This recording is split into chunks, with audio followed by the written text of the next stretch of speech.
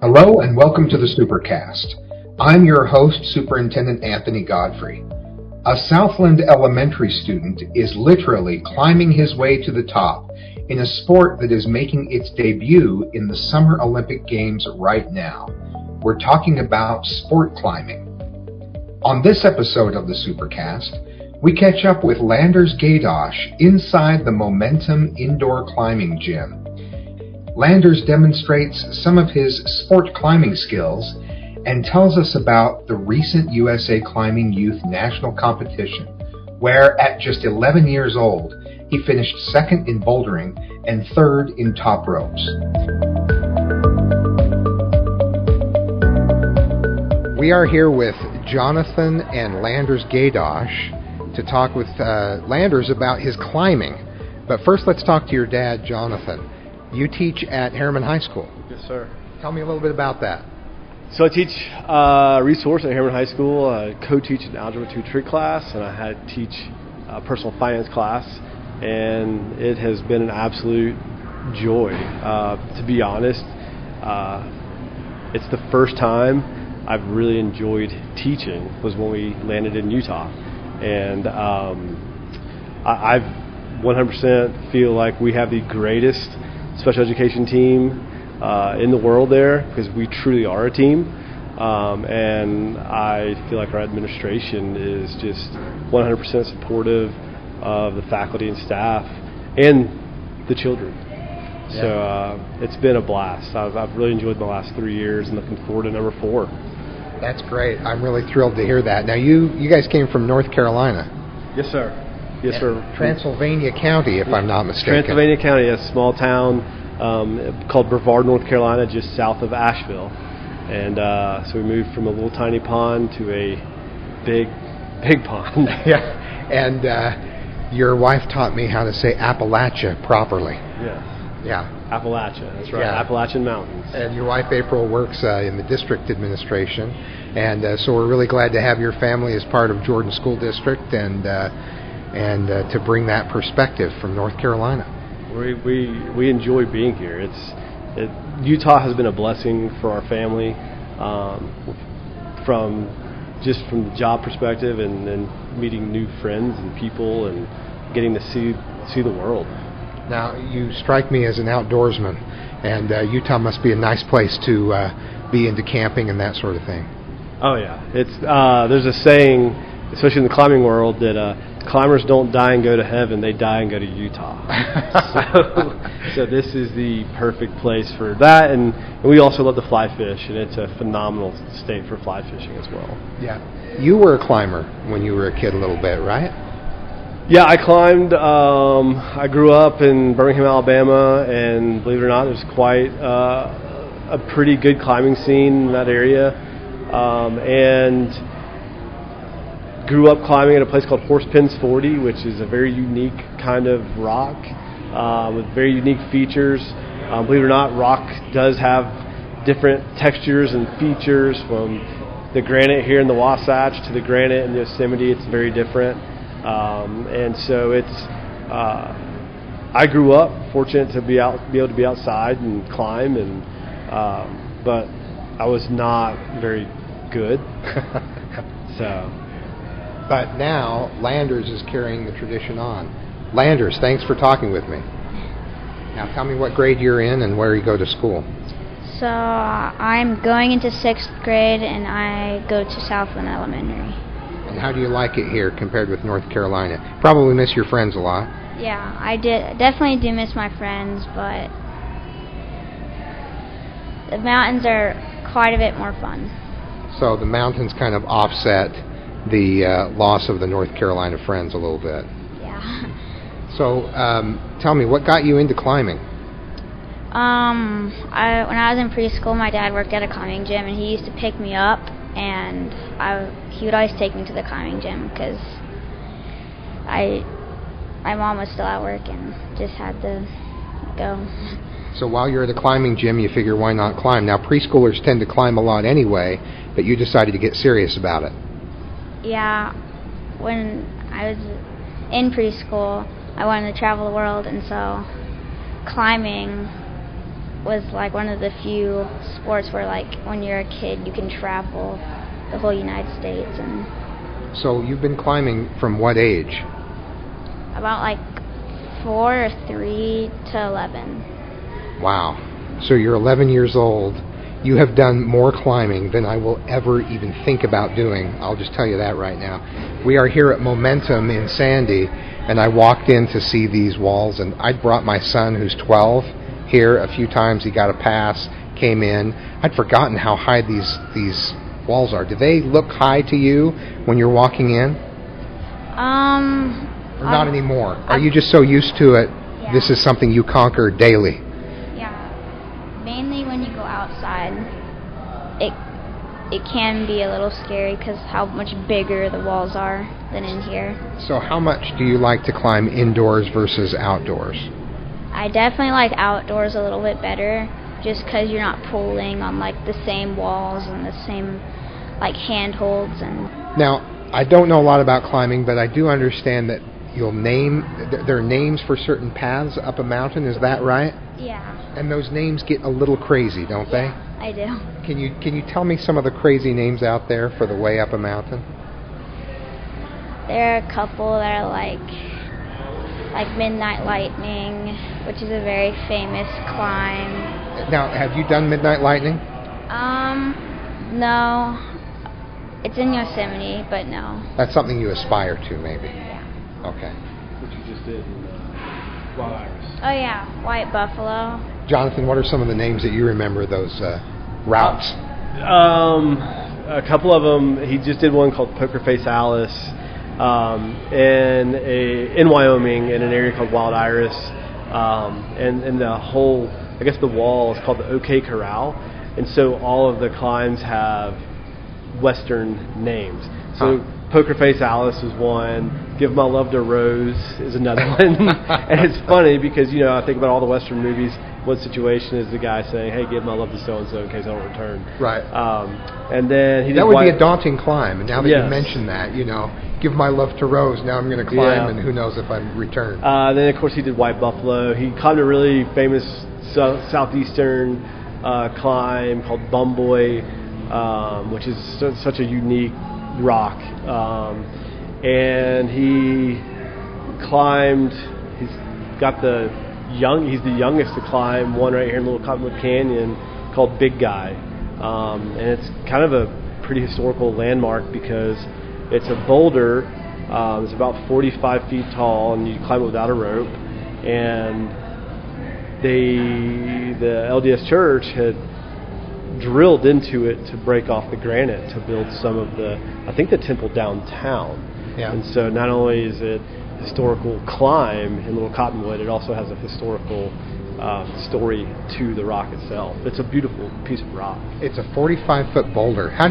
What goes through your head when you stand in front of a 45-foot boulder and say, you know what, I think I'll climb that? Thinking, like, is this doable for me? Because Big Guy was not a super hard route for me, and so that's why I was like, I kind of want to do that because it looks really cool, and it just looks so cool because it's right on the river. Are you always looking for the next challenge? Do you want it to be challenging enough? That's what it sounds like. Yeah, because I'm like halfway through, like not even halfway. There's so much to climb, and I'm not even close. Do you repeat climbs very often, or are you always looking for the next new climb? Outside, I don't normally repeat climbs, but inside, when I'm like training, I might like do that climb and be like, okay, that kind of got my muscles going. I might do that again. I love that mentality. That got my muscles going. It's a challenge. I might try that one again. But mostly you're looking for a new challenge. Stay with us. When we come back, find out if this amazing Southland student has his eyes set on future Olympic competition. Do you simply love learning online? We can't wait to have you join the amazing teachers in our brand new Jordan Virtual Learning Academy. In Jordan Virtual Learning Academy schools, we offer innovative, fun, and flexible online learning with daily real-time instruction from teachers. Enrollment is currently open for all K-12 students in Utah. Start on the path to personalized virtual learning success now at connect.jordandistrict.org. That's connect.jordandistrict.org. Tell me a little bit about competition. I'll let you tell the listeners. What happened at your last competition? So at my last competition in Nevada, I got second and third. I got second in bouldering and third in ropes, which I was very surprised. Now that was a national competition, and I saw the people you were up against. You're at the bottom of your age group, right? And so you were climbing against some other kids that are taller. They have an advantage just by reaching up. Yeah, but not all the time it makes a big difference, but sometimes. But they might have to get in this tiny space and grab these tiny holds. So sometimes you use your size to your advantage. Yeah.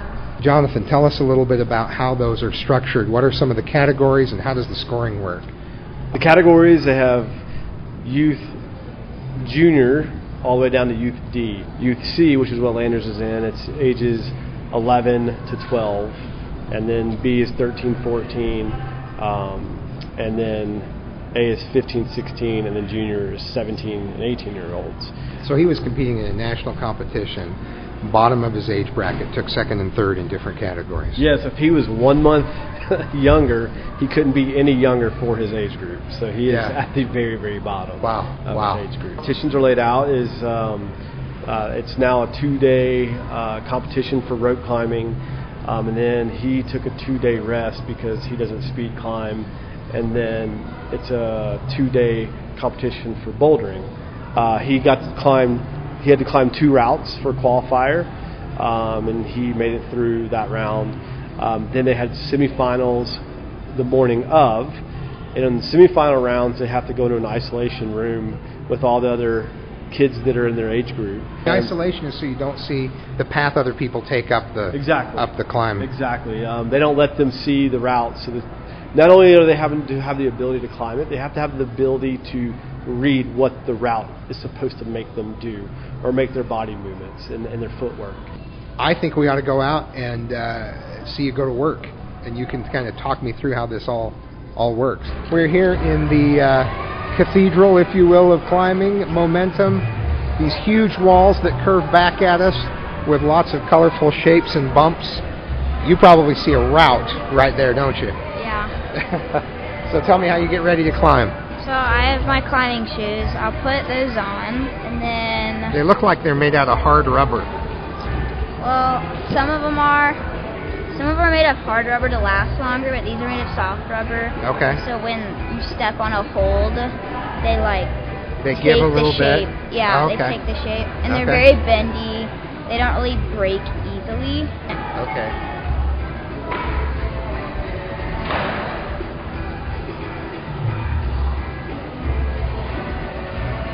Okay, got two climbing shoes on now. And then, what's next? Is there a harness here? Yeah. You put my safety harness on. You trust a lot to those clips. I put keys on them before, but never my whole body. Yeah, they're a little more different.